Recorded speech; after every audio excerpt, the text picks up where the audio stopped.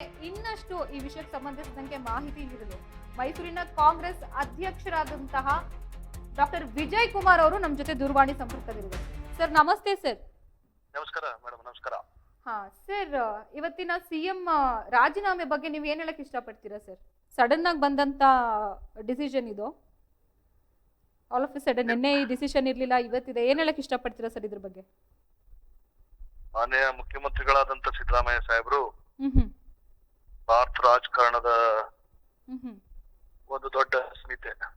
ಹೌದು. ಸಾಲದಕ್ಕೆ ಅವರ ವ್ಯಕ್ತಿತ್ವ ಮತ್ತೆ ಅವರ ನಡೆದು ಬಂದ ದಾರಿಯನ್ನ ಹ್ಮ್ ಇಡೀ ರಾಜ್ಯದ ರಾಜಕಾರಣಕ್ಕೂ ಗೊತ್ತಿದೆ. ಅದರಲ್ಲಿ ಮತ್ತೆ ಅದನ್ನ ನಾನು ಎಕ್ಸ್ಪ್ಲೇನ್ ಮಾಡೋ ಅಗತ್ಯತೆ ಇಲ್ಲ. ಹ್ಮ್ ಬಟ್ ಇಂಡಿಯನ್ ನ್ಯಾಷನಲ್ ಕಾಂಗ್ರೆಸ್ ಒಂದು ಕೇಡರ್ ಬೇಸ್ ಪೊಲಿಟಿಕಲ್ ಪಾರ್ಟಿ.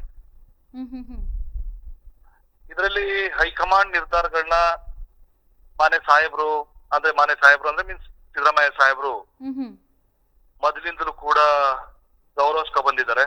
ಹ್ಮ್ ಸಾಹೇಬ್ರು ತಗೊಂಡಿರೋ ನಿರ್ಧಾರವನ್ನ ಪಾರ್ಟಿಯ ಪ್ರೆಸಿಡೆಂಟ್ ಆಗಿ ಅವ್ರ ನಿರ್ಧಾರವನ್ನ ಅವರು ಏನ್ ನಿರ್ಧಾರ ತಗೊಂಡಿದ್ದಾರೆ ಆ ನಿರ್ಧಾರವನ್ನ ನಾನು ಸ್ವಾಗತಿಸ್ತೀನಿ. ಮತ್ತೆ ಅವರು ಇಷ್ಟು ವರ್ಷ ಸುಮಾರು ನನಗನ್ಸಿದ ಹಾಗೆ 49 ವರ್ಷಗಳ ಕಾಲ ರಾಜ್ಯದ ರಾಜಕಾರಣದಲ್ಲಿ ಕೆಲಸ ಮಾಡುವಂತವ್ರು,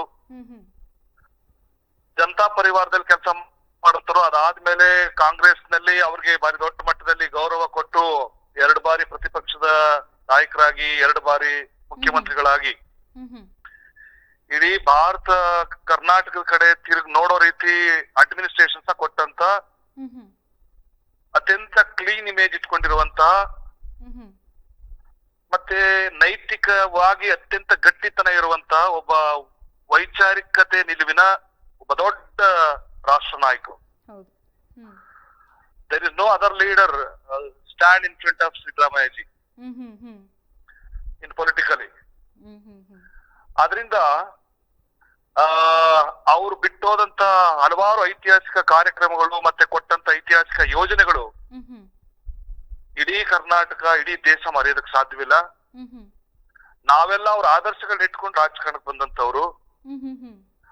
ಅವ್ರ ಆದರ್ಶಗಳು ಮತ್ತೆ ಅವ್ರ ಬದ್ಧತೆನ ನೋಡಿ ರಾಜಕಾರಣ ಕಲ್ತಂತವ್ರು. ಅದರಿಂದ ಅವರು ಶಾಶ್ವತವಾಗಿ ನನ್ಗೆ ಮತ್ತೆ ಈ ರಾಜ್ಯಕ್ಕೆ ಒಬ್ಬ ಮರೆಯಲಾಗದಂತ ಒಬ್ಬ ಶಾಶ್ವತ ಮುಖ್ಯಮಂತ್ರಿಗಳು. ಸರ್, ಸಿದ್ದರಾಮಯ್ಯ ಅವರ ಪೊಲಿಟಿಕಲ್ ಎಥಿಕ್ಸ್ ಬಗ್ಗೆ ನೀವೇನಂತ ವಿಶ್ಲೇಷಣೆ ಮಾಡಕ್ ಇಷ್ಟಪಡ್ತೀರಾ ಸರ್? ನೋಡಿ, ನಾನು ಒಂದ್ ಮಾತು ಹೇಳ್ತೀನಿ. ನಾನು ಯೂತ್ ಕಾಂಗ್ರೆಸ್ ಪ್ರೆಸಿಡೆಂಟ್ ಆಗಿದ್ದು 2010ರಲ್ಲಿ.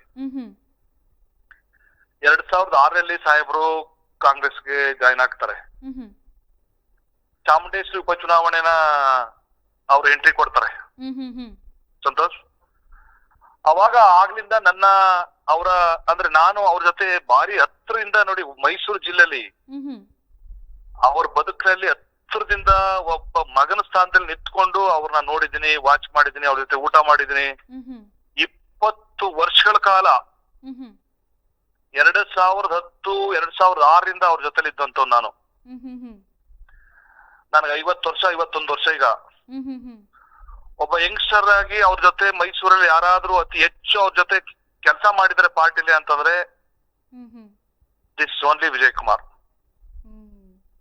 ನಾನು ಯೂತ್ ಕಾಂಗ್ರೆಸ್ ಪ್ರೆಸಿಡೆಂಟ್ ಆದಾಗ 2010ರಿಂದ ಅವ್ರ ಜೊತೆ ಕೆಲಸ ಮಾಡಿದ್ದೀನಿ.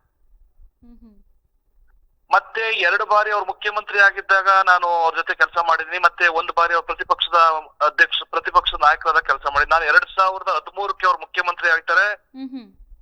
14ಕ್ಕೆ ಜಿಲ್ಲಾಧ್ಯಕ್ಷನಾಗ್ತೀನಿ. Still I am the DCC president. I have completed 12 years. 12 ವರ್ಷಗಳ ಕಾಲ ಮೈಸೂರು ಜಿಲ್ಲಾ ಕಾಂಗ್ರೆಸ್ ಅಧ್ಯಕ್ಷನಾಗಿ ಅವ್ರ ಜೊತೆ ಕೆಲಸ ಮಾಡಿದೆ. ಅವ್ರ ವ್ಯಕ್ತಿತ್ವ ಇದೆಯಲ್ಲ, ಅವರ ಮನಸ್ಸಿದೆಯಲ್ಲ, ಅವ್ರ ಬದುಕಿದೆಯಲ್ಲ, ಆ ವ್ಯಕ್ತಿತ್ವ, ಅವ್ರ ಬದುಕು. ಮತ್ತೆ ಇನ್ನೊಂದು ವರ್ಡ್ ಹೇಳ್ತೀನಿ, ಇಡೀ ದೇಶದಲ್ಲಿ ನಂಬಿಕೆಯ ರಾಜಕಾರಣ ಸತ್ತೋಗಿರುವಂತ ಈ ಕಾಲದಲ್ಲಿ ನಂಬಿಕೆಯ ರಾಜಕಾರಣಕ್ಕೆ ಇಡೀ ಭಾರತದಲ್ಲಿ ಯಾರು ಒಂದು ದೊಡ್ಡ ಹೆಸರು, ಒಂದು ದೊಡ್ಡ ಉದಾಹರಣೆ ಏನಾದ್ರು ಇದ್ರೆ ಇವತ್ತು ಮತ್ತೆ ಮುಂದೆ, this is only Shri Siddaramaiah ji. ನಂಬಿಕೆ ಅನ್ನೋ ರಾಜಕಾರಣಕ್ಕೆ ಅಷ್ಟೇ ಅಲ್ಲ, ದಲಿತರು, ಹಿಂದುಳಿದ ವರ್ಗ ಮತ್ತೆ ಅತ್ಯಂತ ತುಳಿತಕ್ಕೊಳಗಾದಂತ ವರ್ಗವನ್ನ ಡಿಪ್ರೆಸ್ ಕ್ಲಾಸ್ಗಳು ಅಂತ ಏನ್ ಹೇಳ್ತೀವಿ, ಇವ್ರಿಗೆ ಕೈ ಹಿಡಿಬೇಕು, ಅವ್ರನ್ನ ಆಶ್ರಯ ನೀಡಬೇಕು, ಕಾನೂನಾತ್ಮಕವಾಗಿ ಅವ್ರಿಗೆ ಒಂದು ದೊಡ್ಡ ಶಕ್ತಿ ತುಂಬಬೇಕು ಅನ್ನೋದು ಯಾರು ದೊಡ್ಡ ಲೀಡರ್ ಇದ್ರೆ ಅದು ಸಿದ್ದರಾಮಯ್ಯಜಿ. ಅಷ್ಟೇ ಅಲ್ಲ, ಇಂಟರ್ನಲ್ ರಿಸರ್ವೇಶನ್ ವಿಚಾರದಲ್ಲಿ ಸ್ವತಂತ್ರ ಭಾರತದಲ್ಲಿ ಇಲ್ಲಿವರೆಗೆ 35 ವರ್ಷಗಳ ಕಾಲ ಇಂಟರ್ನಲ್ ರಿಸರ್ವೇಶನ್ ಬಗ್ಗೆ ಚರ್ಚೆ ಆಗುತ್ತೆ ಕರ್ನಾಟಕದಲ್ಲಿ. ಯಾವ ಚೀಫ್ ಮಿನಿಸ್ಟರ್ ಆ ವಿಚಾರಕ್ಕೆ ಹೋಗಲ್ಲ, ತಲೆ ಕೆಡ್ಸ್ಕೊಳಲ್ಲ. ಇಂಟರ್ನಲ್ ರಿಸರ್ವೇಶನ್ ವಿಚಾರದಲ್ಲಿ ಸಣ್ಣ ಸಣ್ಣ ಸಮಾಜಗಳಿಗೆ ಅನ್ಯಾಯ ಆಗಬಾರ್ದು, ಕೆಲವರು ಮಾತ್ರ ಪೊಲಿಟಿಕಲಿ, ಎಕನಾಮಿಕಲಿ, ಸೋಷಿಯಲಿ ಕೆಲವರು ಮಾತ್ರ ಅನುಕೂಲ ಆಗ್ಬಾರ್ದು ಅನ್ನೋ ಕಾರಣಕ್ಕೋಸ್ಕರ ಅಧಿಕಾರ ಬಗ್ಗೆ ತಲೆ ಕೆಡ್ಸ್ಕೊಳ್ದೇನೆ ಇಂಟರ್ನಲ್ ರಿಸರ್ವೇಶನ್ ವಿಚಾರದಲ್ಲಿ ಸೀರಿಯಸ್ ಆಗಿ ಕೈ ಹಾಕಿದಂತ ವ್ಯಕ್ತಿ, ಅತ್ಯಂತ ಕಷ್ಟಕರವಾದಂತ ಒಂದು ಪೊಲಿಟಿಕಲ್ ಕ್ರೈಸಿಸ್ ಇದ್ರೂ ಕೂಡ ಕೈ ಹಾಕಿ ಸಕ್ಸಸ್ ಆದಂತ ವ್ಯಕ್ತಿ ಅದು ಸಿದ್ದರಾಮಯ್ಯ ಸಾಹೇಬ್ರು. ಸರ್, ಈಗ ಸಿದ್ದರಾಮಯ್ಯನವರ ಆಡಳಿತದಲ್ಲಿ ಇಂಥ ಕೆಲಸ ಟಾಪ್ ನಾಚ್ ಅನ್ನೋದನ್ನ ನೀವು ಯಾವ್ದನ್ನ ಮಿಸ್ ಮಾಡ್ಕೋತೀರಾ ಸರ್? ಅವ್ರೀಗ ಸಿಎಂ ಸ್ಥಾನಕ್ಕೆ ರಾಜೀನಾಮೆ ಕೊಟ್ಟ ನಂತರದಲ್ಲಿ ಇಂಥ ಕೆಲಸ ಅವ್ರು ಇದ್ದಿದ್ರೆ ಆಗ್ತಿತ್ತು, ಟಾಪ್ ನಾಚ್ ಅನ್ನೋಂಥದ್ದು ನೀವೇನ್ ಮಿಸ್ ಮಾಡ್ಕೋತೀರಾ ಸರ್? ನಾನು ಒಂದ್ ಹೇಳ್ತೀನಿ ತಿಳ್ಕೊಳ್ಳಿ, ಕೆಲಸಗಳು ಜೀವನದಲ್ಲಿ ಪ್ರತಿ ಮುಖ್ಯಮಂತ್ರಿಗಳು ಬರ್ತಾರೆ, ಹೊಸ ಯೋಜನೆಗಳು ಕೊಡ್ತಾರೆ, ಹೋಗ್ತಾರೆ. ಆದ್ರೆ ಒಂದು ಸತ್ಯನ ಇಲ್ಲಿ ಅರ್ಥ ಮಾಡ್ಕೋಬೇಕಾಗದು, ಎಲ್ರು ರಾಜಕಾರಣಕ್ಕೆ ಬರ್ತಾರೆ, ಎಲ್ರು ಅಧಿಕಾರ ಅನುಭವಿಸ್ತಾರೆ, ಎಲ್ರು ಹೋಯ್ತಾರೆ. ರಾಜಕಾರಣದಲ್ಲಿ ನೈತಿಕತೆ ಉಳಿಸ್ಕೊಳ್ಳುವಂಥದ್ದು, ಕೈಯನ್ನ ಶುದ್ಧವಾಗಿಟ್ಕೊಳ್ಳುವಂಥದ್ದು, ಮತ್ತೆ ಹೊಸ ತಲೆಮಾರಿನ ಯುವ ರಾಜಕಾರಣಿಗಳಿಗೆ ಆದರ್ಶವಾಗಿ ಉಳ್ಕೊಳ್ಳುವಂತ ರಾಜಕಾರಣವನ್ನ ಯಾರು ಮಾಡ್ತಾರೆ ಅದನ್ನ ಮಾತ್ರ ಜನ ಮಿಸ್ ಮಾಡ್ಕೋತಾರೆ ವಿನಃ ನಮ್ಗೆ ಅದನ್ನ ಕೊಟ್ರು, ಇದನ್ನ ಕೊಟ್ರು, ಇದ್ ಬಿಟ್ರು, ಅದ್ ಬಿಟ್ರು ಅನ್ನೋದು ಇಂಪಾರ್ಟೆಂಟ್ ಅಲ್ಲ. ಇವತ್ತು ನೆಹರು ಅವ್ರನ್ನ ನೆನ್ಕೋತೀವಿ, ಇಂದಿರಾ ಗಾಂಧಿ ಅವ್ರನ್ನ ನೆನ್ಕೋತೀವಿ, even I am DCC Congress president Vajpayee ಅವ್ರನ್ನ ನೆನ್ಕೋತೀವಿ, I am a true Congress man ನಾವು ಜಯಪ್ರಕಾಶ್ ನಾರಾಯಣ ಅವ್ರನ್ನ ನೆನ್ಸ್ಕೋತೀವಿ, ಮತ್ತೆ ಲೋಹಿಯಾವನ್ನ ನಾವು ಗೌರವಿಸ್ತೀವಿ, ಅಂಬೇಡ್ಕರ್ ಅವ್ರನ್ನ ಭಾರಿ ಪ್ರೀತಿಸ್ತೀವಿ. ವೈ? ಅವರು ರಾಜಕಾರಣ ಮಾಡುದು ಅಡ್ಮಿನಿಸ್ಟ್ರೇಷನ್ ಕೊಟ್ರು ಅಂತಲ್ಲ, ಭಿನ್ನವಾದಂತ ಸಂದೇಶಗಳನ್ನ, ಭಿನ್ನವಾದಂತ ವ್ಯಕ್ತಿತ್ವಗಳನ್ನ ಈ ದೇಶಕ್ಕೆ ಬಿಟ್ಟು ಹೋದ್ರು ಅಂತ. ಬಾಬಾ ಸಾಹೇಬ್ರೇನು ಈ ದೇಶಕ್ಕೆ ಪ್ರೈಮ್ ಮಿನಿಸ್ಟರ್ ಆಗಿರ್ಲಿಲ್ಲ, ಗಾಂಧಿ ಈ ದೇಶಕ್ಕೆ ರಾಷ್ಟ್ರಪತಿಗಳಾಗಿರ್ಲಿಲ್ಲ, ಲೋಹಿಯಾ ಈ ದೇಶದಲ್ಲಿ ಏನೋ ಪ್ರೈಮ್ ಮಿನಿಸ್ಟರ್ ಆಗಿರ್ಲಿಲ್ಲ. ಸಿ ಇವನ್ನೆಲ್ಲ ಯಾಕೆ why we are appreciate such a wonderful personality? Because ಕೆಲ್ಸಗಳೆಲ್ಲ ವ್ಯಕ್ತಿತ್ವಗಳು ಇಂಪಾರ್ಟೆಂಟ್ ನನ್ನ ಪ್ರಕಾರ. ಆಸ್ ಪರ್ ಮೈ ನಾಲೆಡ್ಜ್ ವ್ಯಕ್ತಿತ್ವಗಳು ಮಾತ್ರ ಸಮಾಜಕ್ಕೆ ಕೊಡ್ಬೇಕಾಗಿರೋದು, ಕೆಲ್ಸಗಳೆಲ್ಲ. ಇವತ್ತು ನಾವೊಂದ್ ಮೋರಿ ಕಟ್ಟು, ಇವತ್ತು ಯಾವ್ದೋ ಒಂದು ದೊಡ್ಡ ರೋಡ್ ಕೊಟ್ಟು ಹೋಗಿರ್ತೀವಿ, ಯಾವ್ದೋ ಒಂದು ಗ್ಯಾರಂಟಿ ಯೋಜನೆ ಕೊಟ್ಟು ಹೋಗಿರ್ತೀವಿ, ನಾಳೆ ಇನ್ನೊಂದ್ ಸರ್ಕಾರ ಅದನ್ನ ತೆಗೆದು ಬಿಡುತ್ತೆ, ಜನಗಳ ಮನಸ್ಸಲ್ಲಿ ಹೊಟ್ಟೋಗ್ಬಿಡ್ತದೆ ಅದು. ಆದ್ರೆ ವ್ಯಕ್ತಿತ್ವಗಳು ಜನರ ಮನಸ್ಸಿನಲ್ಲಿ ಹೋಗಲ್ಲ. ಮತ್ತೊಬ್ಬ ಗಾಂಧಿ ಹುಟ್ಟಕ್ಕಾಗಲ್ಲ, ಮತ್ತೊಬ್ಬ ಬಾಬಾ ಸಾಹೇಬ್ ಅಂಬೇಡ್ಕರ್ ಹುಟ್ಕೊಳಕ್ಕಾಗಲ್ಲ, ಮತ್ತೊಬ್ಬ ತಿಲಕರು ಈ ದೇಶದಲ್ಲಿ ಹುಟ್ಕೊಳಕ್ಕಾಗಲ್ಲ. ಅದರಿಂದ ನನ್ ಪ್ರಕಾರ ಕೆಲಸಗಳು ಓಕೆ, ಕೆಲಸಗಳು ಒಂದ್ ಕಡೆ ಶಾಶ್ವತನೇ. ಆದ್ರೆ ಇವತ್ತು ಬಹಳಷ್ಟು ಜನ ಹೇಳ್ತಾರೆ ಕಾಂಗ್ರೆಸ್ ಕಟ್ಟದಂತ ಅಣೆಕಟ್ಟುಗಳನ್ನ ಈ ದೇಶದಲ್ಲಿ ಯಾರು ಕಟ್ಟಕ್ ಆಗ್ಲಿಲ್ಲ ಅಂತ. ನೆಹರು ಅಷ್ಟೊಂದು ಮಾಡಿದ್ರು ಅಂತ. ಡಿಪ್ರೆಸ್ ಕ್ಲಾಸ್ಗೆ ಇಂದಿರಾ ಗಾಂಧಿ ಅವ್ರು ಬಹಳಷ್ಟು ಕೆಲಸ ಮಾಡಿದ್ರು ಅಂತ ಹೇಳ್ತಾರೆ. ಬಟ್ ಅದಿರ್ಬೋದು, ಬಟ್ ವ್ಯಕ್ತಿತ್ವ, ಸ್ಥಿತಿ, ಮತ್ತೆ ಒಂದು ಚೀಫ್ ಮಿನಿಸ್ಟರ್ ಅಂತ ಅಂದ್ರೆ ಸಿದ್ದರಾಮಯ್ಯನವರು ಒಂದು ಸ್ಟ್ಯಾಂಡರ್ಡ್ ಫಿಕ್ಸ್ ಮಾಡಿದ್ದಾರೆ. ಮುಖ್ಯಮಂತ್ರಿ ಅಂತಂದ್ರೆ ರಾಜ್ಯದಲ್ಲಿ ಹಿಂಗೆ ಇರ್ಬೇಕು ಅಂತ. ಬಹಳಷ್ಟು ಜನ ಮುಖ್ಯಮಂತ್ರಿಗಳು ಬಂದು ಹೋಗಿದ್ದಾರೆ. ಜೆ.ಎಚ್. ಪಟೇಲ್ರು ಮುಖ್ಯಮಂತ್ರಿಗಳಾಗಿದ್ರು, ನಿಜಲಿಂಗಪ್ಪನವ್ರು ಮುಖ್ಯಮಂತ್ರಿ ಆಗಿದ್ರು, ದೇವೇಗೌಡರು ಮುಖ್ಯಮಂತ್ರಿ ಆಗಿದ್ರು. ಕೆಲವು ಮುಖ್ಯಮಂತ್ರಿಗಳು ಶಾಶ್ವತ ಉಳಿತಾರೆ, ಕೆಲವು ಮುಖ್ಯಮಂತ್ರಿಗಳು ನೀವು ಹೆಸರನ್ನ ಶಾಶ್ವತ ಉಳಿಯಕ್ಕಾಗಲ್ಲ. ಗುಂಡರಾಯರು ಮುಖ್ಯಮಂತ್ರಿಗಳಾಗಿದ್ರು. ನೀವು ಕೆಲವ್ರನ್ನ ಮಾತ್ರ ಟ್ರೇಸ್ ಔಟ್ ಮಾಡ್ತೀರಿ. ನೀವು ಇನ್ನು ಕೂಡ ಈಗ ನೀವು ವೆಸ್ಟ್ ಬೆಂಗಾಲ್ಗೆ ಹೋದ್ರೆ ನೀವು ಜ್ಯೋತಿ ಬಸು ಅವ್ರನ್ನ ಈವನ್ ಟುಡೇ ನಾವು ನೆನ್ಸ್ಕೋತೀವಿ.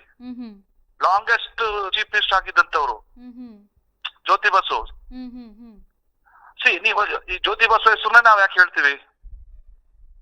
ಕರ್ನಾಟಕದಲ್ಲಿ ದೇವರಾಜ ಅರಸುನೇ ನಾವ್ ಯಾಕೆ ಜಾಸ್ತಿ ಟ್ರಸ್ಟ್ ಮಾಡಿ ಹೇಳ್ತೀವಿ. ಅದರಿಂದ ನಾನು ನನಗನ್ಸಿದೆ ಏನು ಅಂತಂದ್ರೆ, ರಾಜಕಾರಣದಲ್ಲಿ ವ್ಯಕ್ತಿಯ ಅಡ್ಮಿನಿಸ್ಟ್ರೇಷನ್, ವ್ಯಕ್ತಿಯ ವ್ಯಕ್ತಿತ್ವ, ವ್ಯಕ್ತಿಯ ಮನಸ್ಥಿತಿ, ವ್ಯಕ್ತಿಯ ಮನೋಧೈರ್ಯ ಮತ್ತು ವ್ಯಕ್ತಿಯ ನಡತೆ, ಇತಿಹಾಸ, ಚರಿತ್ರೆ ಇಂಪಾರ್ಟೆಂಟ್ ವಿನ ಕೊಟ್ಟ ಕೆಲ್ಸಗಳು ಇಂಪಾರ್ಟೆಂಟ್ ಅಲ್ಲ. This is for your kind notice.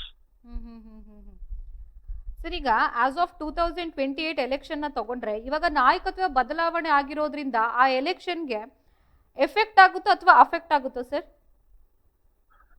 ಇಲ್ವಲ್ಲ, ಈಗ ಏನ್ ಅದೇನು ಸಾಹೇಬ್ರು ನಮ್ ಜೊತೆ ಇರ್ತಾರೆ, ಸಿದ್ದರಾಮಯ್ಯ ಸಾಹೇಬ್ರು ನಮ್ ಜೊತೆ ಇರ್ತಾರೆ, ಅವ್ರ ಮಗ ಅವ್ರಿದ್ದಾರೆ, ಎಲ್ರು ಇದ್ದಾರೆ, ಎಲ್ಲ ಒಟ್ಟಿಗೆ ಹೇಳಿದಾರಲ್ಲ, ಬೆಳಗ್ಗೆ ಸ್ಟೇಟ್ಮೆಂಟ್ ಮಾಡಿದ್ದಾರೆ, ನಾವೆಲ್ಲ ಒಟ್ಟಿಗೆ ಕೆಲಸ ಮಾಡೋಣ ಅಂತ ಸಿದ್ದರಾಮಯ್ಯನವರು ಬ್ರೇಕ್ಫಾಸ್ಟ್ ಮೀಟಿಂಗ್ ಅಲ್ಲಿ ಹೇಳಿದಾರಲ್ಲ. ಸರ್, ಅಂದ್ರೆ ಕಮಿಂಗ್ 2028ಗೆ 2028ಗೆ ಸಿದ್ದರಾಮಯ್ಯ ಸಾಹೇಬ್ರು, ನಮ್ಮ ರಾಜ್ಯದಲ್ಲಿರೋ ಇವನ್ ಡಿ ಕೆ ಶಿವಕುಮಾರ್ ಅವರು, ಬೇರೆ ಬೇರೆ ಲೀಡರ್, ಖರ್ಗೆ ಸಾಹೇಬ್ರು ಇರ್ಬೋದು, ಬೇರೆ ಬೇರೆ ಲೀಡರ್ಗಳು ಎಲ್ಲರೂ ಸೇರಿ ಒಟ್ಟಿಗೆ ರಾಜಕಾರಣ ಮಾಡೋಣ, ಒಟ್ಟಿಗೆ ಕೆಲಸ ಮಾಡೋಣ ಅಂತ ಮತ್ತೆ ಒಂದು ಸ್ಟೇಟ್ಮೆಂಟ್ ಮಾಡಿದ್ದಾರೆ. ಈ ಮೇಡೆ ಒಂದು big statement. You should aware and you should be allot the BJP ideology ಅಂತ ಹೇಳಿದ್ದಾರೆ ಬೆಳಿಗ್ಗೆ. ಬಿಜೆಪಿ ವಿಚಾರದಲ್ಲಿ ತಾವು ವಿಶೇಷವಾಗಿ ಜ್ಞಾನ ಇರಬೇಕು ಅಂತ ಹೇಳಿದ್ದಾರೆ. ಮತ್ತೆ ಒಳ್ಳೆ ಕೆಲ್ಸಗಳನ್ನ ಈ ಮೇಲೆ ಇನ್ನೊಂದು ಸ್ಟೇಟ್ಮೆಂಟ್ ಮಾಡಿದ್ದಾರೆ, ಒಳ್ಳೆ ಕೆಲ್ಸನ ಒಟ್ಟಿಗೆ ಶೇರ್ ಮಾಡೋಣ ಅಂತ ಹೇಳಿದ್ದಾರೆ. These things are most important. Sir, ನಿಮ್ ಪ್ರಕಾರ ಕೆಪಿಸಿಸಿ ಅಧ್ಯಕ್ಷರು ಯಾರಾಗಬಹುದು ಸರ್? ಯಾರಾದ್ರೆ ಉತ್ತಮ? High command will be decide. Thank you for your precious time sir. ನಿಮ್ಮ ಅಭಿಪ್ರಾಯಗಳನ್ನ ಈಡನ್ಸ್ ನ್ಯೂಸ್ ಜೊತೆ ಹಂಚಿಕೊಂಡಿದ್ದಕ್ಕೆ ಧನ್ಯವಾದಗಳು.